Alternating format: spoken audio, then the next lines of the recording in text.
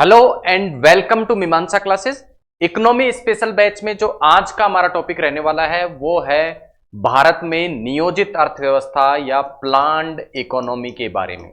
नियोजित अर्थव्यवस्था या प्लान्ड इकोनॉमी के बारे में इस क्लास में हम पढ़ेंगे कि भारत में किस प्रकार से नियोजित प्रकार की अर्थव्यवस्था लागू हुई, नियोजित प्रकार की पंचवर्षीय योजनाएं लागू हुई, कौन कौन सी पंचवर्षीय योजनाओं के क्या क्या लक्ष्य थे, पंचवर्षीय योजनाओं को लागू करने वाला जो प्लानिंग कमीशन था, योजना आयोग, और योजना आयोग का जो अब बदलाव हुआ है नीति आयोग में वो किस प्रकार से हुआ, क्या क्या उनमें अंतर है, इसके बारे में हम आज की क्लास में जानने वाले हैं। लेकिन क्लास से को चालू करने से पहले मैं आपको बता दूं, इकोनॉमी स्पेशल बैच के अंतर्गत ये जो हमारी क्लास है वो यूट्यूब पर पूर्णतः आपको निःशुल्क प्राप्त होने वाली है। और इस इकोनॉमी स्पेशल बैच में हम सिविल सर्विसेज पे फोकस करते हुए इकोनॉमी को कवर करने का प्रयास कर रहे हैं। इकोनॉमिक से जुड़े हुए जितने भी टॉपिक्स हैं, जो स्टेट की सिविल सर्विसेज, राज्य की सिविल सर्विसेज परीक्षाओं या यूपीएससी में पूछे जाते हैं, आईएएस में पूछे जाते हैं, उन सभी टॉपिक्स को हमने इस बैच में कवर किया है। तो आइए इसी कड़ी में क्लास को स्टार्ट करते हैं और सबसे पहले नियोजित अर्थव्यवस्था की अवधारणा के बारे में हम जानते हैं कि आखिर नियोजित अर्थव्यवस्था या प्लान्ड इकोनॉमी क्या होती है। तो आसान से शब्दों में मैं आपको कहूं तो नियोजित अर्थव्यवस्था या प्लान्ड इकोनॉमी का तात्पर्य है कि जहां विभिन्न प्रकार के जो कार्यक्रम हैं उनका क्या किया जाए, उनको पहले से क्या किया जाए, पहले से उनकी योजना बनाई जाए। विभिन्न जो आर्थिक गतिविधियां हैं पहले से उनकी योजना तैयार की जाए और इस योजना के अंतर्गत कुछ लक्ष्य निर्धारित किए जाएं और इन लक्ष्यों को प्राप्त करने के लिए यदि पूरी की पूरी आर्थिक गतिविधि या मशीनरी कार्य करती है तो उसे क्या कहा जाता है, प्लान्ड इकोनॉमी कहा जाता है। तो ये तो बात करी हमने अवधारणा की। इसकी विशेषताओं की यदि हम बात करें तो जो नियोजित प्रकार की अर्थव्यवस्था है उसमें सरकार का रोल, ठीक है, स्टेट का तात्पर्य यहां पे है सरकार। सरकार क्या कर सकती है, जो लक्ष्य नियोजित अर्थव्यवस्था के लिए निर्धारित किए गए हैं उनको प्राप्त करने के लिए सरकार क्या कर सकती है, मुख्य भूमिका निभा भी सकती है और नहीं भी निभा सकती। यानी सरकार का रोल इन लक्ष्यों को प्राप्त करने में ज्यादा भी हो सकता है, कम भी हो सकता है। तो कहने का तात्पर्य है सरकार का जो रोल, सरकार की जो भूमिका है लक्ष्यों को प्राप्त करने पे, उसके आधार पर नहीं, इसका जो परिभाषा दी जाती है वो किसके आधार पर दी जाती है कि क्या लक्ष्य पूर्व में निर्धारित किए गए हैं, क्या पहले से प्लानिंग की गई है। तो अर्थव्यवस्था को प्लान्ड एंड नॉन प्लान्ड की कैटेगरी में, नियोजित या अनियोजित अर्थव्यवस्था की कैटेगरी में रखते हैं। यहां सरकार का रोल उन लक्ष्यों को प्राप्त करने में ज्यादा भी हो सकता है, कम भी हो सकता है। इसी प्रकार जो निजी क्षेत्र है उसका रोल भी क्या हो सकता है, उसकी भूमिका भी ज्यादा भी हो सकती है, कम भी हो सकती है, ठीक है। लेकिन एक विशेषता जो यूनिवर्सल है नियोजित अर्थव्यवस्थाओं की वो ये है कि ये जो लक्ष्य निर्धारित किए जाते हैं वो किसके द्वारा निर्धारित किए जाते हैं,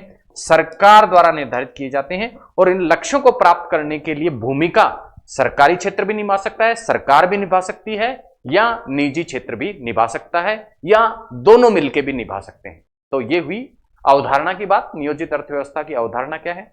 अब हम जाते हैं ऐतिहासिक पृष्ठभूमि में कि भारत में जो नियोजन या प्लानिंग की जो शुरुआत होती है अर्थव्यवस्था में वो कब से होती है।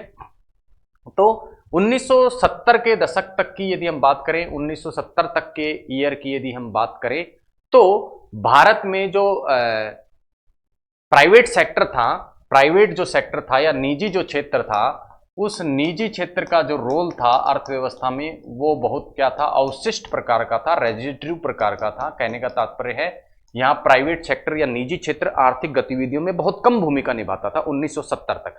उसके बाद धीरे धीरे क्या हुआ, विस्तार हुआ किसका, निजी क्षेत्र, निजी क्षेत्र का क्या हुआ, विस्तार हुआ और अब आर्थिक गतिविधियों में निजी क्षेत्र भी भूमिका निभाने लगा। और वर्तमान समय की यदि हम बात करें तो निजी क्षेत्र आर्थिक गतिविधियों को निभाने में डोमिनेंट है। डोमिनेंट मतलब अधिक प्रभावी है।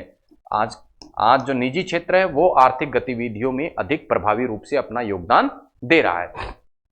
अब भारत में प्लानिंग की आवश्यकता क्यों पड़ी, क्या ऐसी कंडीशंस थी, क्या ऐसी दशाएं थी कि भारत को नियोजित प्रकार की अर्थव्यवस्था अपनानी पड़ी। तो सबसे पहला जो कारण था वो था कि भारत में निजी क्षेत्र के पास में किसी प्रकार की पूंजी उपलब्ध नहीं थी। प्राइवेट सेक्टर डेवलप ही नहीं था भारत में, निजी क्षेत्र भारत में विकसित ही नहीं था। तो निजी क्षेत्र में उद्योग धंधे या आर्थिक गतिविधियां प्रारंभ नहीं की जा सकती। तो पहला तो कारण यह था कि निजी क्षेत्र भारत में उपलब्ध नहीं था, ठीक है। इसके कारण भारत में नियोजित प्रकार की अर्थव्यवस्था अपनाई गई। दूसरा, भारत के सामने रशिया का एग्जाम्पल था, रूस का एग्जाम्पल था। रूस ने क्या किया था, प्लान्ड इकोनॉमी अपनाई थी, नियोजित प्रकार की अर्थव्यवस्था अपनाकर बहुत तेजी से क्या किया था, विकास किया था, डेवलपमेंट किया था। इसीलिए भारत ने भी क्या जरूरी समझा कि नियोजित प्रकार की अर्थव्यवस्था को अपना लिया जाए। तीसरा जो कारण था, भारत के जो पहले प्रधानमंत्री थे जवाहरलाल नेहरू, उनकी जो सोच थी वो समाजवादी सोच थी, और इस समाजवादी के जो लक्ष्य होते हैं वो क्या होते हैं, समाज के प्रत्येक तबके को लाभ मिले, समाज के प्रत्येक तबके को लाभ मिले आर्थिक गतिविधियों से। और ये कब हो सकता था, जब भारत नियोजित प्रकार की अर्थव्यवस्था अपनाए। तो इन सभी कारणों के से भारत ने आजादी के पश्चात जो अर्थव्यवस्था की अपनी दिशा निर्धारित की वो ये की कि भारत में नियोजित प्रकार की अर्थव्यवस्था को अपनाया जाएगा। अब नियोजित प्रकार की अर्थव्यवस्था अपनाने के पीछे क्या ऐतिहासिक पृष्ठभूमि रही, उसकी यदि हम बात करें कि किस किस प्रकार से नियोजित प्रकार की अर्थव्यवस्था अपनाने की प्रक्रिया भारत में स्टार्ट हुई, तो सबसे पहले हमें 1934 में लौटकर जाना होगा। और 1934 में एम विश्वेश्वरैया, जो कि एक इंजीनियर थे, उन्होंने एक प्लान दिया जिसे एम विश्वेश्वरैया प्लान के नाम से जाना जाता है। ये प्लान भारत में नियोजित प्रकार की अर्थव्यवस्था का आधार बनता है, क्योंकि इसमें भी कुछ ऐसी विशेषताएं थी जो नियोजित प्रकार की अर्थव्यवस्था में होती है। क्या विशेषताएं थी, आगे आने वाली स्लाइड में हम समझने वाले हैं। उसके बाद नेशनल प्लानिंग कमेटी नाम से 1938 में एक कमेटी बनती है, वो भी क्या है, ऐतिहासिक पृष्ठभूमि निर्धारित करती है किसकी, भारत में पंचवर्षीय या नियोजित प्रकार की अर्थव्यवस्था की। बॉम्बे प्लान इस संबंध में 1944 में बनाया जाता है। इसी प्रकार एम.एन. रॉय और पीपल प्लान 1940 में बनाया जाता है। एस.एन. अग्रवाल और गांधीयन प्लान 1944 में बनाया जाता है। और इन सभी के पश्चात भारत में 1951 में नियोजन की वास्तविक शुरुआत पंचवर्षीय योजनाओं के प्रारंभ होने से होती है। और पंचवर्षीय योजनाएं भारत में 1951 में प्रारंभ होती हैं, जिसके अंतर्गत 5 वर्ष के कुछ लक्ष्य निर्धारित किए जाते हैं, और इन लक्ष्यों को पंचवर्षीय योजनाओं के नाम से जाना जाता है। सबसे पहले हम बात करेंगे प्लानिंग के संदर्भ में, यदि ऐतिहासिक पृष्ठभूमि में हम जाते हैं तो जैसा कि हमने देखा M Visvesvaraya plan. M Visvesvaraya, जैसा कि मैंने आपको बताया, एक प्रसिद्ध इंजीनियर थे। इन्होंने इकोनॉमी या अर्थव्यवस्था के संबंध में अपना एक प्लान दिया, उसे किस नाम से जाना गया, एम विश्वेश्वरैया प्लान। और इसके अंतर्गत उन्होंने कहा कि अर्थव्यवस्था में 10 वर्ष के क्या होने चाहिए, टारगेट निर्धारित करना चाहिए, 10 वर्ष की योजना अर्थव्यवस्था में बनानी चाहिए, ठीक है। और इस योजना में प्रयास क्या होना चाहिए कि देश की जो आय है उस आय को क्या कर दिया जाए, दुगनी करने के प्रयास किया जाए, ठीक है। और इस आय को दुगनी करने के लिए सरकार को भूमिका निभानी चाहिए, सरकार को अपनी भूमिका निभानी चाहिए, अपनी भूमिका निभानी चाहिए। और इस भूमिका को निभाने के लिए सरकार द्वारा विशेष प्रकार की एक संस्था का क्या किया जाए, आधिकारिक तौर पर एक संस्था का क्या किया जाए, निर्माण किया जाए, संस्था की स्थापना की जाए। एम विश्वेश्वरैया ने अपने ये जो प्लान थे उनको एक पुस्तक में लिखा, और उनकी उस पुस्तक का नाम था प्लान्ड इकोनॉमी फॉर इंडिया।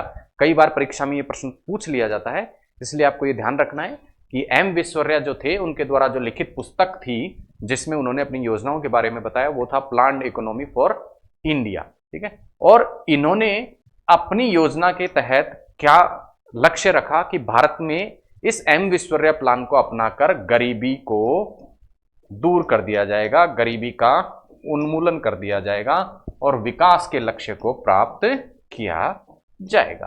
तो ये था एम विश्वेश्वरैया प्लान, जो कि प्रथम शुरुआत मानी जा सकती है भारत में नियोजन की, या कह सकते हैं प्लानिंग की। उसके बाद नेशनल प्लानिंग कमेटी नाम से एक कमेटी बनती है, जिसके जो अध्यक्ष थे वो थे जवाहरलाल नेहरू, जो कि हमारे पहले प्रधानमंत्री थे, ठीक है। और ये जो कमेटी स्थापित की जाती है, ये कांग्रेस द्वारा अपनी एक कमेटी है वो इंटरनली स्थापित की जाती है। और इसके अंतर्गत क्या लक्ष्य रखे जाते हैं, सबसे पहला जो लक्ष्य है वो है कि गरीबी का क्या किया जाए, उन्मूलन किया जाए। भारत में जो गरीबी है उसको दूर किया जाए, और इसको दूर करने के लिए कुछ योजनाएं बनाई जाए।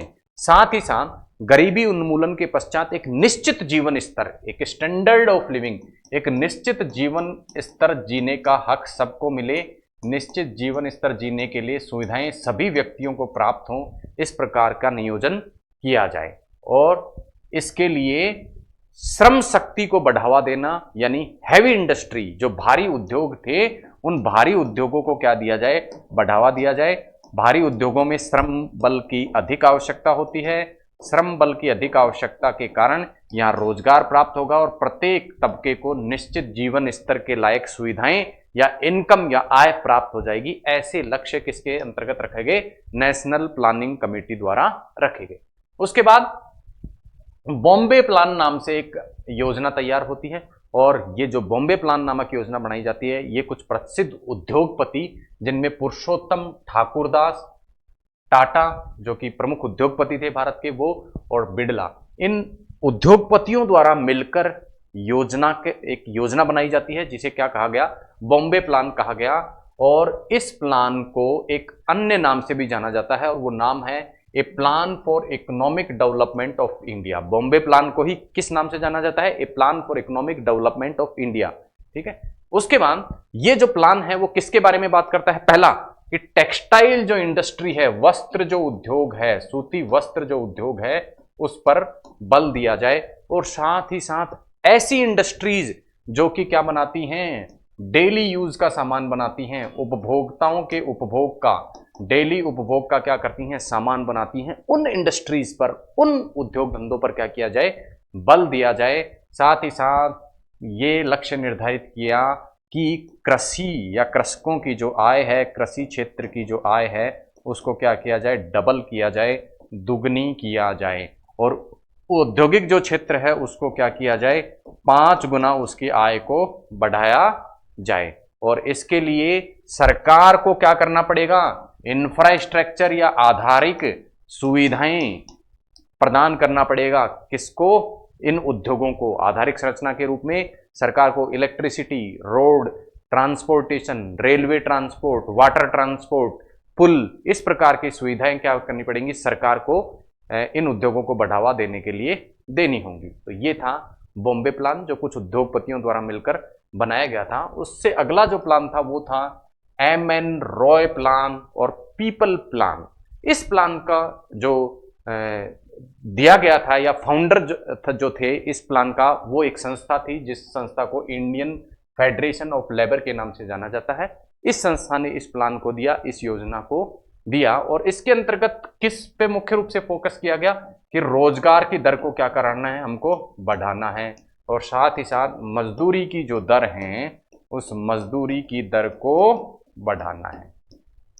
मजदूरी दर को बढ़ा के रोजगार बढ़ाओ और जो डेली उपयोग में आने वाली वस्तुएं हैं उनके उत्पादन को बढ़ाओ। इस प्रकार का प्रस्ताव एम.एन. रॉय और पीपल प्लान के अंतर्गत रखा गया।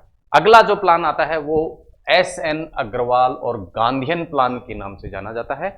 और इस प्लान के अंतर्गत मुख्य जो फोकस किया जाता है वो किस पे किया जाता है, विकेंद्रीकरण पर।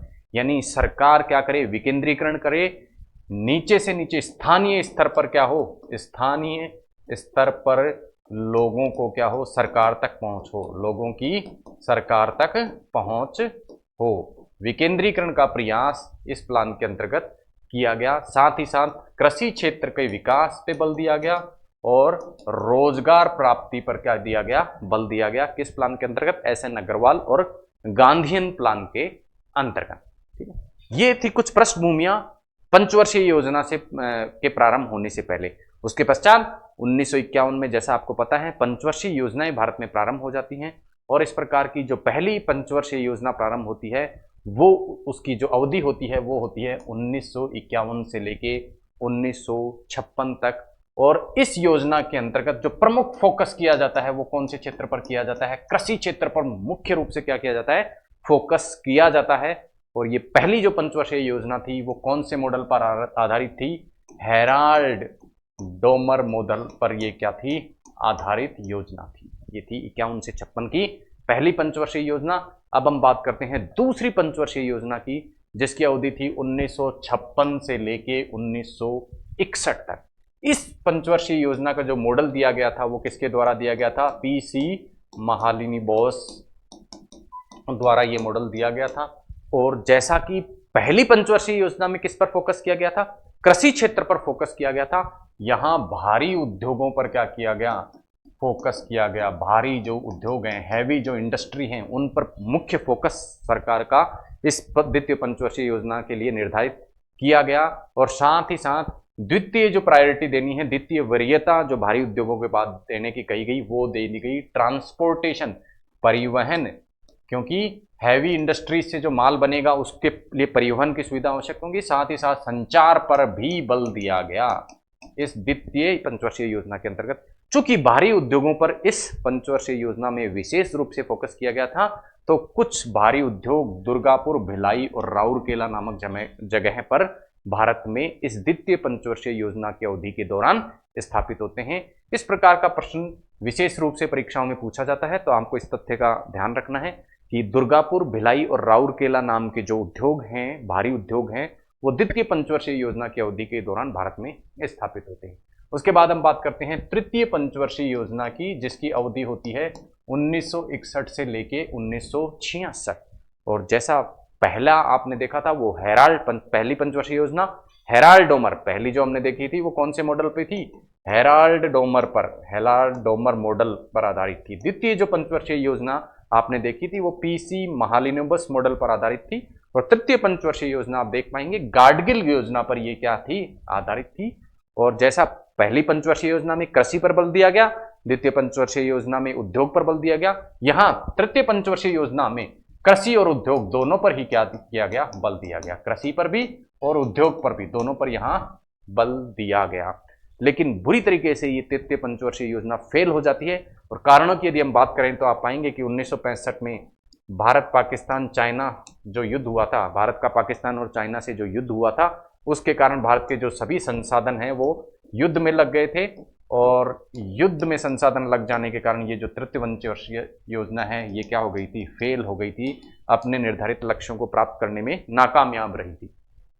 उसके बाद चूंकि सभी संसाधन युद्ध में खर्च हो चुके थे, भारत का युद्ध छिड़ा हुआ था पाकिस्तान से 1965 में, तो सरकार के पास में संसाधन नहीं थे। सरकार के पास में पंचवर्षीय योजनाओं को अब लागू करने के लिए सरकार के पास पैसे नहीं थे। कारण मैंने आपको बताया, युद्ध में भारत के संसाधन खर्च हो चुके थे। रक्षा जो व्यय था भारत का बहुत अधिक हो चुका था, बजट में भारत के घाटा था, तो पंचवर्षीय योजनाओं में पैसा खर्च करने के लिए सरकार के पास नहीं था। इसलिए तृतीय पंचवर्षीय योजना के बाद में जो अगले 3 वर्ष थे 1966 से लेके 1969, उसमें पंचवर्षीय योजनाएं भारत में लागू नहीं की गई। और इस अवधि को प्लान हॉलीडे नाम के नाम से जाना जाता है। हॉलीडे क्यों? क्योंकि अब पंचवर्षीय योजनाएं लागू नहीं थी। कारण क्या रहा? मैंने बताया, लेक ऑफ रिसोर्सेज, संसाधनों का क्या हो गया, अभाव हो गया। कारण क्या थे? भारत और पाकिस्तान युद्ध हो गया था, ठीक है, और साथ ही साथ भारत और चाइना के मध्य भी युद्ध छिड़ गया था। उसके बाद आता है फोर्थ प्लान, चौथी पंचवर्षीय योजना, जिसकी अवधि होती है 1969 से लेके 1974। और जो चतुर्थ पंचवर्षीय योजना है उसके जो प्रमुख ऑब्जेक्टिव, प्रमुख जो लक्ष्य होते हैं वो है आर्थिक विकास को प्राप्त करना। लेकिन ये आर्थिक विकास किसके साथ में हो? आर्थिक स्थिरता के साथ में भी हो, यानी स्थिरता के साथ में आर्थिक विकास को प्राप्त करना। दूसरा जो लक्ष्य निर्धारित किया गया कि भारत को आत्मनिर्भर बनना है, सेल्फ रिलायंस बनना है। भारत क्या करे? आर्थिक क्षेत्र में क्या करे? सेल्फ डिपेंडेंट हो जाए, आत्मनिर्भर हो जाए। और गरीबी हटाओ का यहां नारा दिया गया, किसमें? चतुर्थ पंचवर्षीय योजना में। तो आपको ध्यान रखना है, यह प्रश्न भी परीक्षा में कई बार पूछ लिया जाता है कि गरीबी हटाओ का जो नारा दिया गया था वो कौन सी पंचवर्षीय योजना में दिया गया था? वो चतुर्थ पंचवर्षीय योजना में दिया गया था। लेकिन चतुर्थ पंचवर्षीय योजना भी यहां फेल हो जाती है। कारणों के पीछे हम जाएं तो आप अवधि को देख के कारण का अनुमान लगा सकते हैं। 1969 से लेके 1974 की अवधि के बीच में 1972 का वर्ष भी आता है। और इस 1972 के वर्ष में भारत और पाकिस्तान युद्ध एक बार फिर से छिड़ जाता है और बांग्लादेश नाम से एक नए देश का यहाँ निर्माण होता है और समस्या पैदा होती है रिफ्यूजी की, शरणार्थी की। तो शरणार्थी की जो समस्या है, भारी मात्रा में शरणार्थी बांग्लादेश के निर्माण के कारण भारत में प्रवेश करते हैं बंगाल क्षेत्र में। तो इन शरणार्थियों की समस्या के साथ में सरकार जूझ रही थी। यहाँ सरकार के संसाधन क्या हो रहे थे? ऑक्यूपाई हो रहे थे। साथ ही साथ में उस वर्ष भारत का जो क्लाइमेट है, इन वर्षों में भारत की जो जलवायु है वो भी क्या नहीं दी, भारत का साथ नहीं दी, अनुकूल नहीं रही, जिसके कारण चौथी पंचवर्षीय योजना भी अपने लक्ष्यों को प्राप्त करने में नाकामयाब रहती हैं। अगला जो पंचवर्षीय योजना है वो है 5वीं पंचवर्षीय योजना। अवधि की बात करें तो 1974 से 1978 की अवधि के दौरान इस योजना को लागू किया गया। और इस योजना के अंतर्गत विशेष जो तथ्य आपको ध्यान रखना है कि लॉन्ग टर्म प्लान यानी दीर्घकालीन प्लान बनाए गए, दीर्घकालीन योजनाएं बनाएगी। किसके लिए? 10 साल के लिए दीर्घकालीन योजनाएं, यानी 1974 से 1984 के लिए क्या करेगी? योजनाएं बनाएगी दीर्घकाल के लिए। और लक्ष्य क्या निर्धारित रखा गया? गरीबी का क्या करना है? उन्मूलन। जैसा मैंने आपको बताया 5वीं से पहले 4थी पंचवर्षीय योजना में भी गरीबी उन्मूलन का लक्ष्य रखा गया था। लेकिन परीक्षा में प्रश्न इस प्रकार पूछा जाता है, गरीबी उन्मूलन तो दोनों ही योजनाओं का लक्ष्य था, चाहे वो 4थी पंचवर्षीय योजना हो चाहे 5वीं पंचवर्षीय योजना है। लेकिन गरीबी हटाओ का जो नारा दिया गया था वो कौन सी पंचवर्षीय योजना में दिया गया था? 4थी पंचवर्षीय योजना में। ये आपको ध्यान रखना है। प्राथमिकता जो दी गई वो कृषि क्षेत्र को सर्वाधिक दी गई, उसके बाद में उद्योग क्षेत्र को, और उसके बाद में जो माइंस है, खान जो क्षेत्र है, उस क्षेत्र को क्या दी गई? इस पंचवर्षीय योजना में प्राथमिकता दी गई। और समय से पहले 1978 में ही संसाधनों के अभाव में ये पंचवर्षीय योजना समाप्त हो जाती है। आप देखेंगे पंचवर्षीय योजनाओं की अवधि 5 वर्ष थी, तो 1974 से इसको कब तक चलना था? 1979 तक चलना था। लेकिन 79 से पूर्व ही 1978 में ही इस पंचवर्षीय योजना को समाप्त कर दिया जाता है। कारण क्या था 1978 में ही समाप्त करने का, उसको आगे हम जानने वाले हैं। लेकिन उससे पहले हम जानेंगे कि जो प्रमुख कार्य 5वीं पंचवर्षीय योजना में होते हैं, जहां से परीक्षा में प्रश्न पूछे जाते हैं, वो थे 3 प्रकार के प्रमुख कार्य इस अवधि के दौरान होते हैं, 5वीं पंचवर्षीय योजना के अंतर्गत होते हैं। वे हैं, पहला कमांड एरिया डेवलपमेंट प्रोग्राम नाम से एक प्रोग्राम 1974 में लागू होता है। इसी तरह सरकार द्वारा 20 पॉइंट प्रोग्राम या एक 20 सूत्री कार्यक्रम 1975 में 5वीं पंचवर्षीय योजना की अवधि के दौरान लागू किया जाता है। और सरकार की एक प्रमुख योजना अंत्योदय योजना भी इसी पंचवर्षीय अवधि के दौरान, योजना की अवधि के दौरान 1977 में लागू की जाती है। तो ये थी 5वीं पंचवर्षीय योजना। जैसा कि मैंने आपको बताया 5वीं पंचवर्षीय योजना की जो अवधि थी, 5th जो प्लान थी, उसकी अवधि 1974 से 5 वर्ष 1979 में होनी चाहिए थी। लेकिन इसकी समाप्ति कर दी गई 78 में ही। और 78 में एक नए प्रकार का कॉन्सेप्ट योजना के अंतर्गत लाया गया, और वो था कि रोलिंग प्लान, यानी 78 से लेके 80 तक रोलिंग प्लान नाम से एक नए प्रकार के प्लान लाए गए। 1951 में जो ये पंचवर्षीय योजनाएं चालू हुई थी, 1978 तक आते आते क्या हो गई, यहां तक कांग्रेस सरकार भारत में रहती है। लेकिन 1978 में आके 77-78 में आके सरकार में परिवर्तन होता है और जनता पार्टी की सरकार भारत में बनती है। जनता पार्टी इन पंचवर्षीय योजनाओं के खाके को बदलती है और अपना नया एक्सपेरिमेंट किस नाम से प्रारंभ करती है? रोलिंग प्लान के नाम से प्रारंभ करती है। और इसके अंतर्गत क्या बनाई जाती है? वार्षिक योजना बनाए जाने का लक्ष्य रखा जाता है। तो ये थे रोलिंग प्लान। उसके बाद रोलिंग प्लान जो है वो इतने कामयाब नहीं होते हैं और पुनः पंचवर्षीय योजनाओं को ही अपना लिया जाता है। और छठी जो पंचवर्षीय योजना है वो रोलिंग प्लान की अवधि की समाप्ति अर्थात 1980 में प्रारंभ होती है। 1985 तक ये इस योजना की अवधि चलती है और गरीबी उन्मूलन इस योजना का प्रमुख लक्ष्य रखा जाता है। तो आप देखेंगे और पाएंगे, चाहे चौथी पंचवर्षीय योजना हो, चाहे 5वीं, चाहे छठी, तीनों का ही जो लक्ष्य निर्धारित किया गया था वो गरीबी उन्मूलन निर्धारित किया गया था। साथ ही साथ आर्थिक और तकनीकी रूप से भारत क्या बने? आर्थिक और तकनीकी रूप से भारत क्या बने? आत्मनिर्भर बने। आत्मनिर्भर बने, इस प्रकार का लक्ष्य भी किसमें निर्धारित किया गया? छठी पंचवर्षीय योजना में निर्धारित किया गया। आगे चलते हैं, बात करते हैं 7वीं पंचवर्षीय योजना की। अवधि जो थी वो थी 1985 से लेके 1990 और इसके अंतर्गत क्या लक्ष्य निर्धारित किए गए कि सारी की सारी जो हमारी अर्थव्यवस्था है उसमें हम क्या करें? अर्थव्यवस्था में हम आत्मनिर्भरता प्राप्त करें। आत्मनिर्भरता प्राप्त करें यानी उत्पादन के साथ अन्य जो आर्थिक गतिविधियां हैं उनमें भी भारत क्या करे? सेल्फ रिलायंस या आत्मनिर्भरता प्राप्त करे। और इसके लिए कहा गया कि ये प्राप्त करने के लिए हमें क्या करना पड़ेगा? हमारी पॉपुलेशन जो ग्रोथ है या हमारी जनसंख्या की जो बढ़ोतरी की दर है जनसंख्या की दर, बढ़ोतरी की जो दर है उसे क्या करना पड़ेगा, कम करना पड़ेगा। और साथ ही साथ रोजगार प्राप्ति की जो दर है उसको क्या करना पड़ेगा, बढ़ाना पड़ेगा। निजी जो क्षेत्र है, निजी क्षेत्र है उसको वरीयता देना पड़ेगी, निजी क्षेत्र को वरीयता देनी पड़ेगी। और जैसा मैंने आपको कहा रोजगार पर फोकस किया गया था, तो रोजगार पर फोकस करने के लिए एक विशेष प्रकार की योजना जवाहर रोजगार योजना रोजगार क्षेत्र को बढ़ावा देने के लिए इस योजना के अंतर्गत प्रारंभ की गई थी। उसके बाद पुनः 1985 से 1990 तक क्या चलती है, योजना चलती है 7वीं। उसके बाद में पुनः 2 वार्षिक योजनाएं बनती हैं 1990 से लेके 1992 की अवधि तक।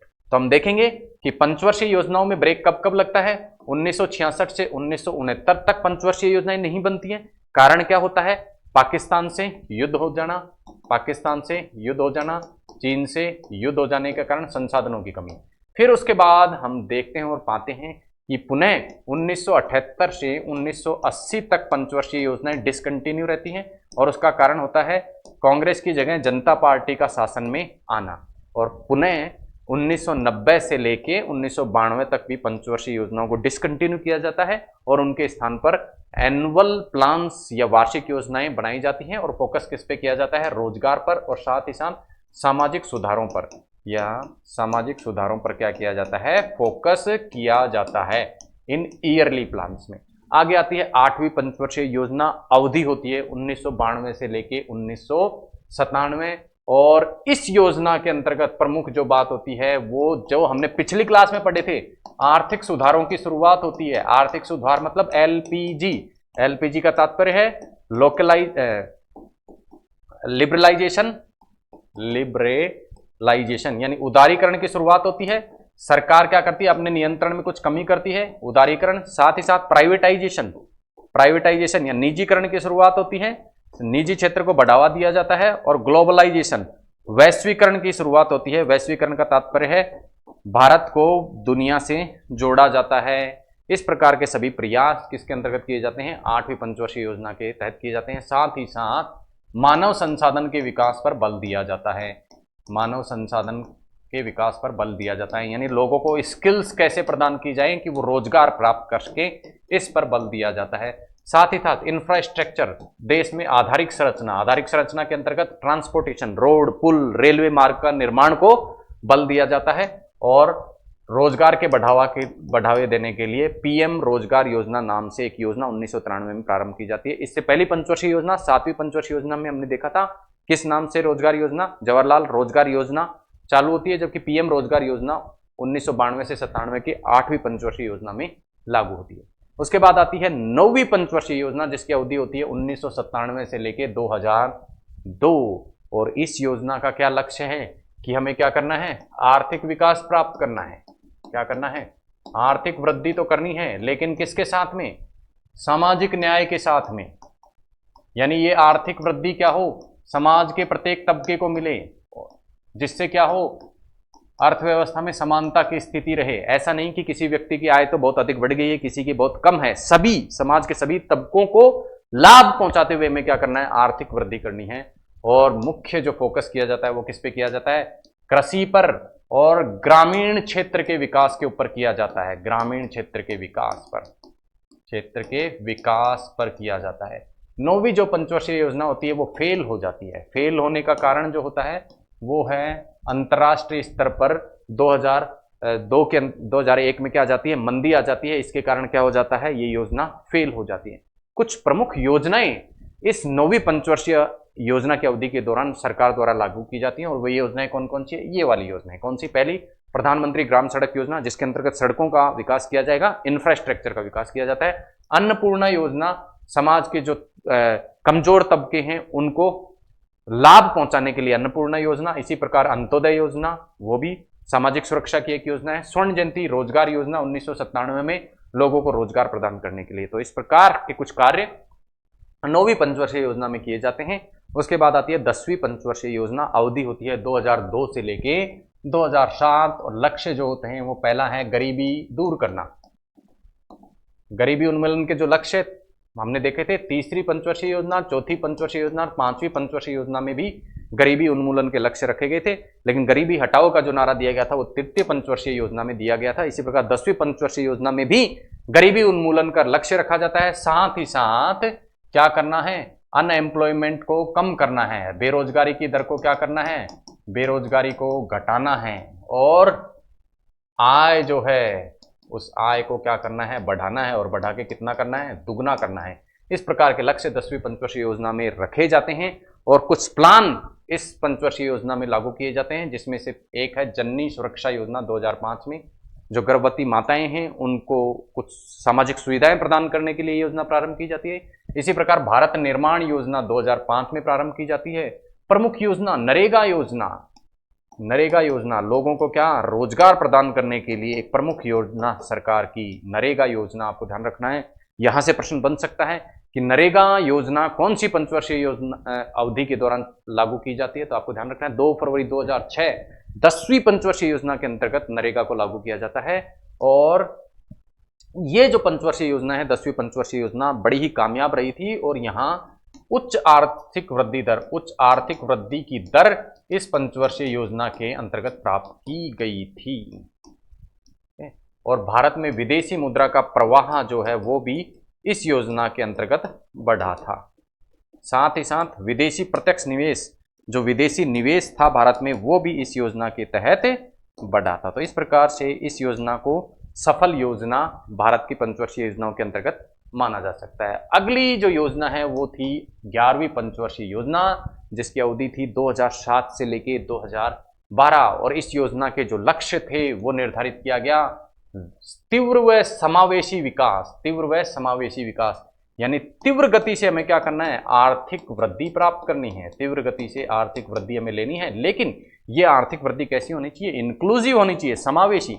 समावेशी का तात्पर्य है समाज के प्रत्येक तबके को, समाज के प्रत्येक वर्ग को इस आर्थिक वृद्धि का लाभ मिलना चाहिए। ऐसे क्या लक्ष्य निर्धारित किए गए। दूसरा लक्ष्य कि आर्थिक जो वृद्धि का दर है वो 9% वार्षिक की दर से बढ़नी चाहिए, ऐसा 11वीं पंचवर्षीय योजना में निर्धारित किया गया। लेकिन वास्तविक रूप से जो दर आर्थिक वृद्धि की प्राप्त की गई वो कितने प्रतिशत थी, 8%। और सी रंगराजन द्वारा ये 11वीं पंचवर्षीय योजना का मॉडल तैयार किया गया था। आगे चलते हैं, बात करते हैं 12वीं पंचवर्षीय योजना, जो कि पंचवर्षीय योजनाओं में अंतिम पंचवर्षीय योजना थी। अवधि रही 2012 से लेकर 2017, जहां 11वीं पंचवर्षीय योजना का जो लक्ष्य था वो था फास्टर एंड इंक्लूसिव ग्रोथ। 12वीं पंचवर्षीय योजना का जो लक्ष्य था वो था फास्टर, इंक्लूसिव, और साथ में साथ एक शब्द जोड़ा गया सस्टेनेबल, यानी धारणीय विकास। धारणीय विकास का तात्पर्य है पर्यावरण को ध्यान रखते हुए, या हम कह सकते हैं अगली पीढ़ी की जरूरतों को, अगली पीढ़ी की जरूरतों को, अगली पीढ़ी की जरूरतों को उनके लिए बचाते हुए संसाधनों का प्रयोग किया जाए। यानी कि पर्यावरण को ध्यान रखकर जब क्या किया जाए, विकास प्राप्त किया जाए, तो उसे क्या कह दिया जाता है, सस्टेनेबल डेवलपमेंट कहा जाता है। तो कहा गया आर्थिक वृद्धि प्राप्त करनी है, लेकिन किस प्रकार की, समावेशी और धारणीय, सस्टेनेबल एंड इंक्लूसिव, और साथ ही साथ 9% आर्थिक वृद्धि को हमें प्राप्त करना है। और इस आर्थिक वृद्धि को प्राप्त करने के लिए निजी क्षेत्र का सहयोग लेना पड़ेगा और public private partnership, PPP model को हमें अपनाना होगा। और 1 लाख मेगावाट पावर जनरेशन का लक्ष्य है, यानी ऊर्जा क्षेत्र पर प्रमुख रूप से फोकस किया गया। 1 लाख मेगावाट ऊर्जा निर्मित करने का लक्ष्य किसके अंतर्गत रखा गया, 12वीं पंचवर्षीय योजना के अंतर्गत रखा गया। तो ये बात करी हमने पंचवर्षीय योजना, पहली से लेके 12वीं पंचवर्षीय योजनाएं जो भारत में निर्मित होती हैं। अब हम जानेंगे कि ये तो थी प्लानिंग और पंचवर्षीय योजनाएं। अब हम जानने का प्रयास करेंगे कि प्लानिंग जो होती है या नियोजन जो होता है उसके प्रकार कौन कौन से होते हैं। तो मोटे तौर पर नियोजन या प्लानिंग के जो प्रकार होते हैं वो पहला प्रकार है इंपेरेटिव प्लानिंग, जिसे क्या कहा जाता है, आदेशात्मक योजना। दूसरा होता है इंडिकेटिव प्लानिंग, जिसे कहा जाता है सांकेतिक योजना। तीसरा प्रस्पेक्टिव प्लानिंग, जिसे कहा जाता है परिप्रेक्ष्य योजना। और रोलिंग प्लान, जिसे अनवरत योजना कहा जाता है। और एक होता है कोर प्लान।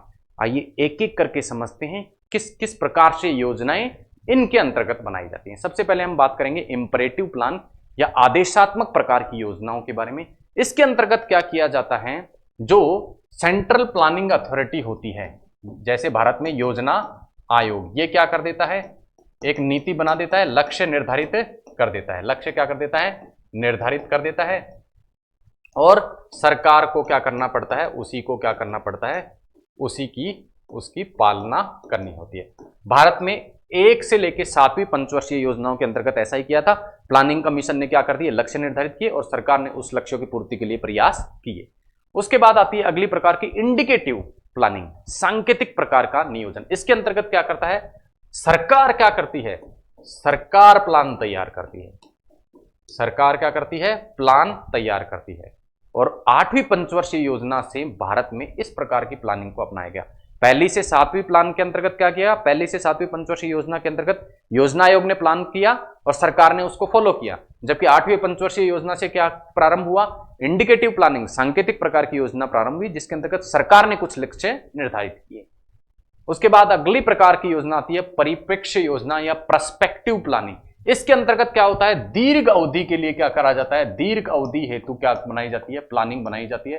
15 से 20 साल के लिए लक्ष्य निर्धारित किए जाते हैं और उन लक्ष्यों को फिर क्या करा जाता है, छोटे छोटे टुकड़ों में, 1-1 साल के लक्ष्य के टुकड़ों में या 5-5 साल के लक्ष्य के टुकड़ों में तोड़ लिया जाता है। यानी पहले दीर्घकाल के लिए प्लानिंग, फिर दीर्घकाल को छोटी छोटी अवधियों में जोड़कर उनके लक्ष्य निर्धारित किए जाते हैं।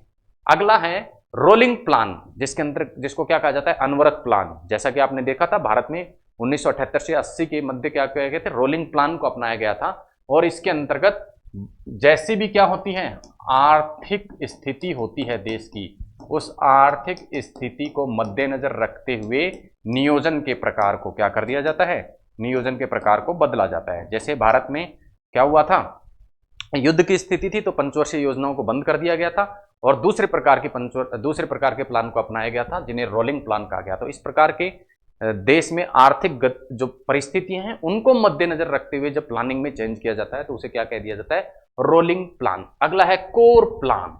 अब इस कोर प्लान के अंतर्गत क्या कहा जाता है, राजस्व अर्जन सरकार का कितना होगा, इस पॉइंट को ध्यान में रखा जाता है। यानी सरकार की जो आय है उसको क्या रखा जाता है, ध्यान में रखा जाता है। और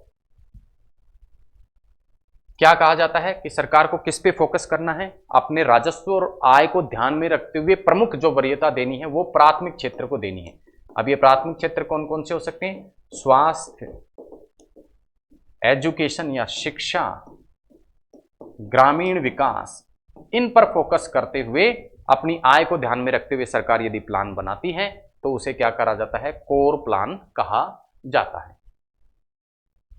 अब नेहरू और महाबलेश ने एक विशेष प्रकार की योजना, विशेष प्रकार का प्लान भारत की नियोजन या भारत की पंचवर्षीय योजनाओं के संदर्भ में दिया था।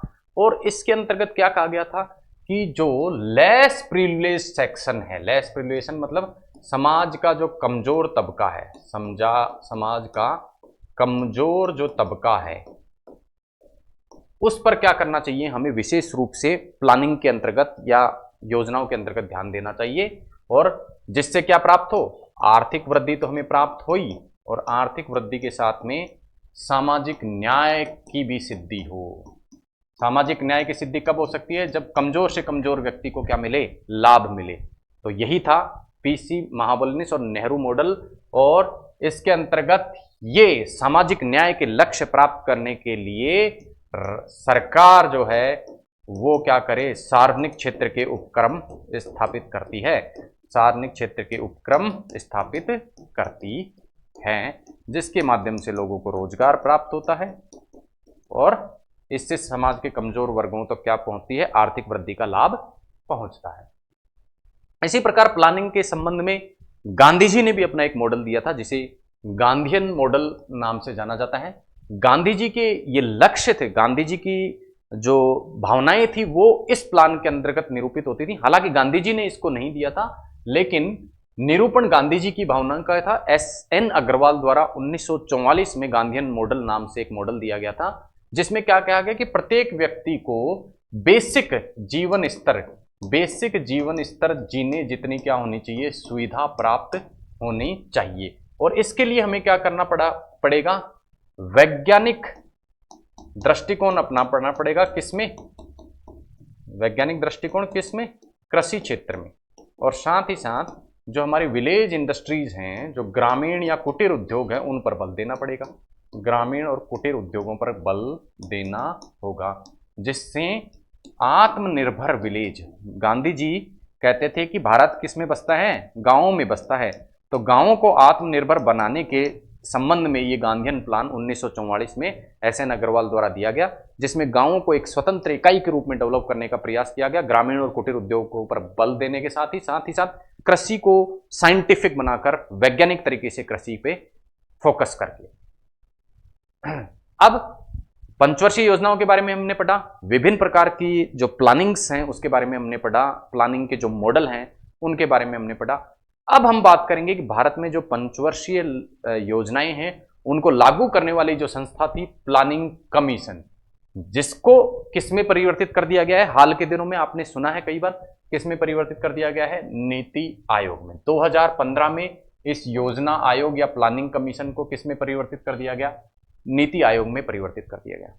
अब आप देखेंगे और आपके मन में ये प्रश्न उठेगा कि 1951 से लेकर अब तक 2015 तक पंचवर्षीय योजनाओं का संचालन प्लानिंग कमीशन कर रहा था, योजना आयोग योजनाएं बना रहा था, फिर ऐसे क्या जरूरत महसूस हुई कि 2015 में उसका नाम बदलकर नीति आयोग करना पड़ा। तो आइए देखते हैं। सबसे पहले जो प्लानिंग कमीशन था वो किसके खिलाफ था, संघवाद के खिलाफ था।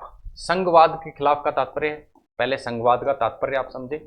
संघवाद का तात्पर्य है राज्यों की नियोजन में अधिक भूमिका। तो प्लानिंग कमीशन का जो मॉडल था उसके अंतर्गत संघवाद का जो लक्ष्य है वो पूर्ण नहीं हो पा रहा था। क्यों नहीं हो पा रहा था, क्योंकि प्लानिंग में या योजना में राज्य सरकारों की कोई हिस्सेदारी नहीं थी। प्लानिंग कमीशन या योजना आयोग केंद्र सरकार की एक संस्था बनकर रह चुका था, तो इस फेडरलिज्म या संघवाद के सिद्धांत के खिलाफ था, इसलिए प्लानिंग कमीशन को बदल दिया गया किसमें, नीति आयोग में। दूसरा जो कारण था, जैसा पहले कारण में मैंने आपको बताया, स्टेट की किसी प्रकार का इन्वॉल्वमेंट प्लानिंग में नहीं था, ठीक है, और सभी राज्यों के लिए एक सी प्लानिंग यहां निर्धारित कर दी थी, चाहे कोई छोटा राज्य हो चाहे कोई बड़ा राज्य हो, इसमें उनके अंतर को, चाहे किसी राज्य की इनकम कम हो चाहे किसी राज्य की इनकम अधिक हो, उस कैटेगराइजेशन को ध्यान में रखते हुए एक यूनिवर्सल प्लान बनाए जाते थे, जो कि क्या थे, one size fit for all, यानी एक ही योजना सभी के लिए जैसी सिद्धांत था योजना आयोग का। इस कारण इसको नीति आयोग में बदलने की जरूरत महसूस हुई, ठीक है। उसके बाद जो प्लानिंग कमीशन या योजना आयोग था, इसकी जो कार्य करने की अप्रोच थी वो क्या थी, टॉप डाउन, यानी कि उच्च स्तर पर लक्ष्य निर्धारित होते थे और निचले स्तर पर केवल क्या किया जाता था, इन लक्ष्यों की पालना के लिए कार्य किया जाता था, लक्ष्यों की पालना हेतु कार्य, ठीक है। तो इस प्रकार से क्या हो रहा था, लक्ष्य ऊपर के स्तर पर निर्धारित कर दिए जाते थे और नीचे केवल उनका कार्यान्वयन होना रहता था, नीचे कुछ पार्टिसिपेशन किसी प्रकार का निचले स्तर पर योजनाओं में देखने को नहीं मिलता था। इसीलिए प्लानिंग कमीशन से बदलकर कहां आए हम, नीति आयोग की तरफ आए, और इस नीति आयोग का नाम है national institution for transforming India. और नीति आयोग की दो विंग कार्य करती हैं। पहली जो विंग है वो है गवर्निंग काउंसिल, जो कि क्या है, इसकी राजनीतिक शाखा है, क्या है, राजनीतिक शाखा है, और दूसरी है फुल टाइम ऑर्गेनाइजेशन। दो तो विंग है नीति आयोग की और दो हब कार्य करते हैं नीति आयोग के अंतर्गत। पहला जो हब है वो है टीम इंडिया हब, ठीक है, जो कि राज्यों से संवाद को क्या करता है, बनाए रखता है, राज्यों से संवाद को बनाए रखता है। और दूसरा है नॉलेज एंड इनोवेशन हब, जो किस पे बल देता है, नवाचारों पर बल देने का कार्य करता है, ठीक है। तो राज्यों से संवाद के लिए एक विशेष प्रकार का हब टीम इंडिया हब नाम से नीति आयोग के अंतर्गत निर्धारित किया गया है। उसके बाद जैसा हमने देखा था, दो प्रकार की हमने विंग्स यहां देखी थी, दो प्रकार की शाखाएं, पहली देखी थी गवर्निंग काउंसिल और दूसरा फुल टाइम ऑर्गेनाइजेशन। पहले हम बात करेंगे किसके बारे में, गवर्निंग काउंसिल। गवर्निंग काउंसिल जो नीति आयोग होती है उसका जो अध्यक्ष होता है वो कौन होता है, प्रधानमंत्री। तो गवर्निंग काउंसिल का अध्यक्ष, नीति आयोग की गवर्निंग काउंसिल का अध्यक्ष कौन है, प्रधानमंत्री। और जितने भी स्टेट राज्य हैं और जितने भी केंद्र शासित प्रदेश हैं, उन केंद्र शासित प्रदेशों और स्टेट के जो सीएम होते हैं, चीफ मिनिस्टर्स होते हैं, वो सीएम किसके सदस्य होते हैं? गवर्निंग काउंसिल के सदस्य होते हैं। इसी प्रकार जो केंद्र शासित प्रदेश होते हैं उनके जो राज्यपाल होते हैं वो भी क्या होते हैं? किसके सदस्य होते हैं? गवर्निंग काउंसिल के। केवल यूटी केंद्र शासित प्रदेशों के गवर्नर ही क्या होते हैं? सभी राज्यों के नहीं, सभी राज्यों से तो क्या होते हैं? मुख्यमंत्री सदस्य होते हैं। जबकि यूटी, ऐसे यूटी या ऐसे केंद्र शासित प्रदेश जहां सीएम नहीं है, वहां से सदस्य कौन होता है? वहां के राज्यपाल सदस्य होते हैं। और इसके अतिरिक्त स्पेशल इनवाइटी यानी विशेष अतिथि भी गवर्निंग काउंसिल के क्या होते हैं? सदस्य होते हैं। दूसरा हम बात करते हैं फुल टाइम ऑर्गेनाइजेशन, जो कि क्रियान्वयन का, प्रोग्राम्स जो बनाए जाते हैं उनके क्रियान्वयन का कार्य करता है। वो क्या कहलाता है? नीति आयोग की वो निकाय या वो शाखा क्या कहलाती है? Full time organisation. और इसमें एक होता है वाइस चेयरपर्सन। नीति आयोग का जो उपाध्यक्ष होता है वो क्या होता है? वो इसमें होता है। साथ ही साथ एक सीईओ, चीफ एग्जीक्यूटिव ऑफिसर यहां होता है। 4 फुल टाइम मेंबर होते हैं, 2 पार्ट टाइम मेंबर होते हैं और 4 एक्स ऑफिशियो मेंबर होते हैं। एक्स ऑफिशियो मेंबर वे सदस्य होते हैं जो कि प्रधानमंत्री द्वारा, पीएम द्वारा क्या होते हैं? नामित, पीएम द्वारा नामित। एक तो हो गया उपाध्यक्ष, एक हो गया CEO, 4 full time member, 2 part time member और 4 एक्स ऑफिशियो मेंबर जो कि प्रधानमंत्री द्वारा नामित होते हैं। उसके अलावा प्रधानमंत्री कुछ लोगों को विशेष रूप से आमंत्रित कर सकता है, तो विशेष आमंत्रित सदस्य भी इस फुल टाइम ऑर्गेनाइजेशन का हिस्सा होते हैं। ठीक है।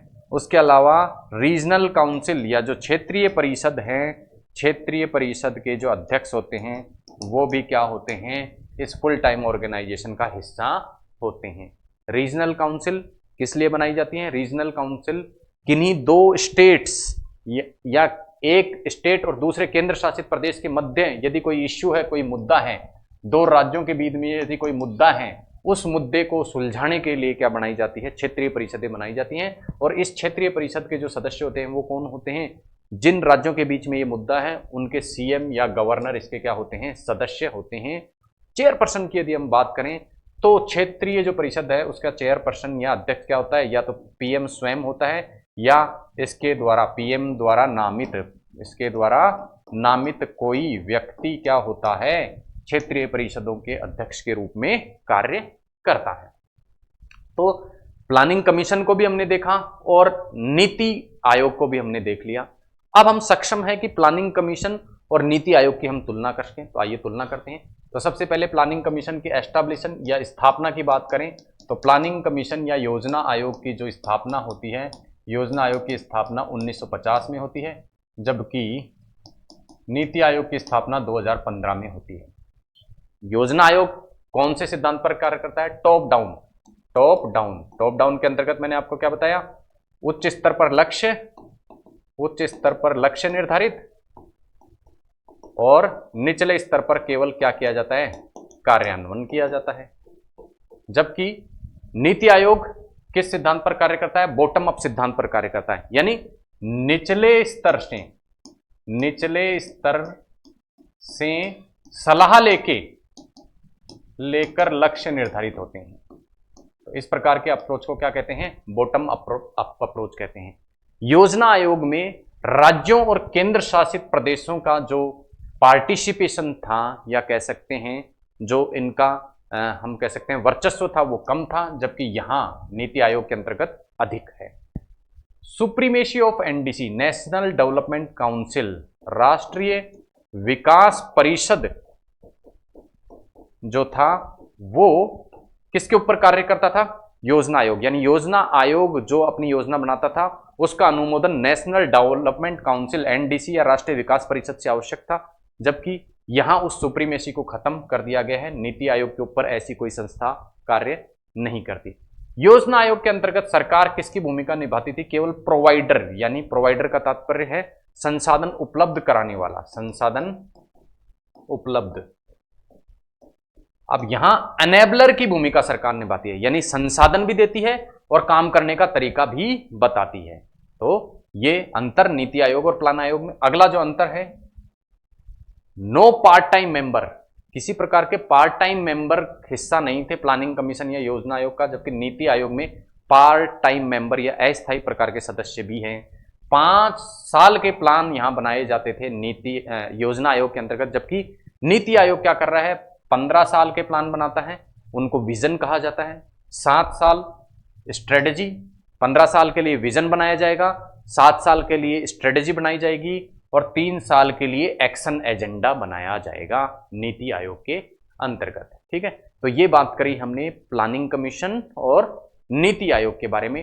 अब पंचवर्षीय योजनाओं के संबंध में कुछ तथ्य जो कि परीक्षाओं में अक्सर पूछ लिए जाते हैं, उन पर हमें विचार करना है। सबसे पहले हमें ये देखना है कि ऐसे कौन कौन सी पंचवर्षीय योजनाएं थी जिन्होंने अपने लक्ष्यों को क्या किया, लक्ष्यों को पूरा किया। वो कौन कौन सी पंचवर्षीय योजना थी, पहली, दूसरी, 5वीं, 6ठी, 7वीं, 8वीं।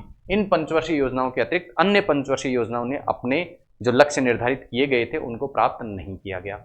सबसे ज्यादा जो फेल योजना थी, सबसे ज्यादा फेल्ड योजना वो थी, वो कौन सी थी, तीसरी पंचवर्षीय योजना में। और सबसे सफल जो पंचवर्षीय योजना थी वो कौन सी थी, 8वीं पंचवर्षीय योजना थी। तो ये हमने भारत में जो नियोजन या पंचवर्षीय योजनाएं थी उनके बारे में कुछ तथ्यों को भी देख लिया। तो इस प्रकार से नियोजन से संबंधित किसी भी प्रकार के प्रश्नों को जो परीक्षा में पूछे जा सकते हैं उनको हमने समझने की कोशिश की, देखने की कोशिश की, और मुझे लगता है इस कक्षा के बाद हम सक्षम हैं कि इस टॉपिक नियोजन से संबंधित किसी भी प्रकार का प्रश्न परीक्षा में पूछा जाता है तो उसे सॉल्व करने में हम सक्षम होंगे। इसी के साथ क्लास को हम खत्म करते हैं और मिलते हैं अगली क्लास में नए विषय के साथ में। तब तक के लिए धन्यवाद। जय हिंद।